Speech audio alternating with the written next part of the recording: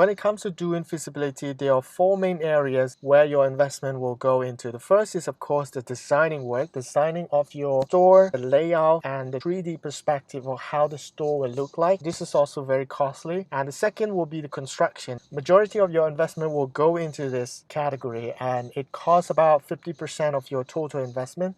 So you have to select the right vendor to make sure that they construct according to your design, according to your layout, and the quality that you want. And third will be equipment purchase. That includes refrigerator, furniture, utensils, and this will also take a large portion of your investments. You have to go shopping to get affordable price.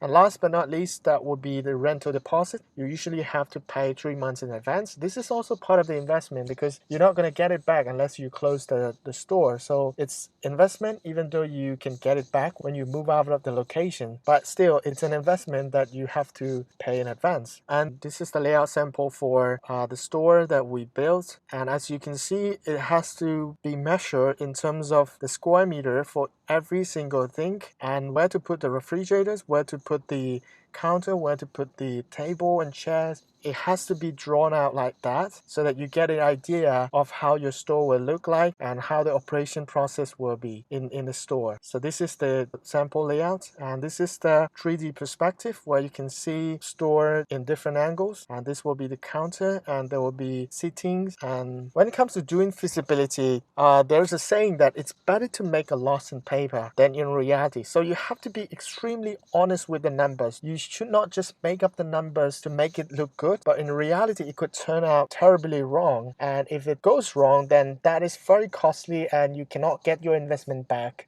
So you have to be very honest in terms of doing the feasibility. And if you are extremely honest and you can get the feasibility profitable, then you should go for that investment. Otherwise you have to think thoroughly for every single items in the financial statement to make sure that you don't invest things that will be failure for you. So if we look at this income statement, and we are getting traffic, about 5,000, the traffic that we want for our location, and the conversion that we'll be making is only 3.4%. And you have to think that, is it really possible to convert that traffic into your customers? You have to do a little bit of survey to ask people whether they would come for the service or the product that you will be offering in the store. And if you get satisfactory result, then it will be reasonable for you to forecast 3.4% conversion. So if we get this conversion, then our ticket average, the amount that people will spend at our restaurant, or the bill average, will be $10, and the ticket count, if we do want 3.4% conversion, will be 170 people, and that would be 5,100 people coming to buy our products and services. So that would generate sales of $51,000, and the raw material cost will be $20,000, 40%, gross profits 60%, the labor 15%, and labor costs usually range from 15 to 20%. If you can manage between 15 to 20%, then you are better off. But if you can't manage it and it's way more than 20%, then you have to think about reducing the labor cost, because that will affect your profitability in the long run. And controllable costs, condiments, repair, these are also costs, the expenses that will eat up your profits. So you have to make sure that you forecast it reasonably. And the uncontrollable costs, most likely you're not in control of these expenses, because these are rent, utility,